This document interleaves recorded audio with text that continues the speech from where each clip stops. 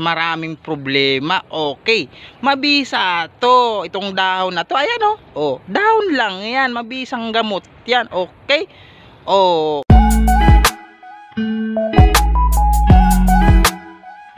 yo mga kapresko. So sa araw na ito mga kapresko, meron akong basic na mabisang pantanggal ng sakit ng ulo.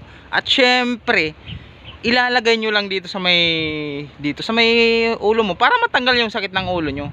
Alam nyo mga kapresko, pag masakit ang ulo mo, lagyan mo lang ng dahon. Ayan o, kita mo yan o, dahon ng anunang. Yan, pangtanggal ng sakit sa ulo yan. Okay.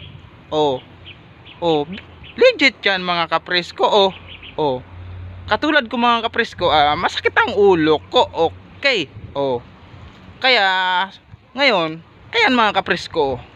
So ginagamot ko muna mga kapresko yung ulo ko kasi masakit. Masakit ang ulo ko mga kapresko. Kailangan ko munang gamutin para mawala. Okay. So mga kapresko, mabilis lang to.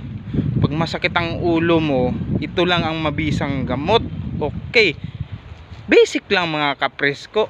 Lalagyan mo lang sa ulo mo. Ilalagay mo lang ganyan mga kapresko. Mga isang oras lang mga kapresko. Mawawala na yung sakit ng ulo mo. Okay. Mabisang gamot to. Okay. Yan manood lang kayo dyan. Para malaman nyo kung ano ang mabisang gamot sa sakit ng ulo. Okay. Syempre, pag nawala ito mga kapresko, yummy presko ang pakiramdam mo. Okay. Yun. Pakinggan nyo lang mga sinasabi ko mga kapresko. Okay.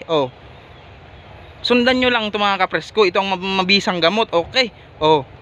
Yan legit yan mga kapresko. Mabisang gamot to. Okay.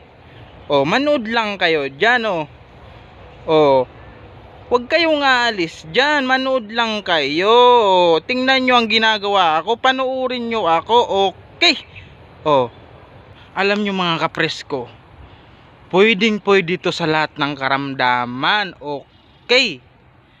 Pwede to sa sakit ng ulo, sa maraming problema, sa nawawalan ng pag-iisip, at marami pang iba. Okay.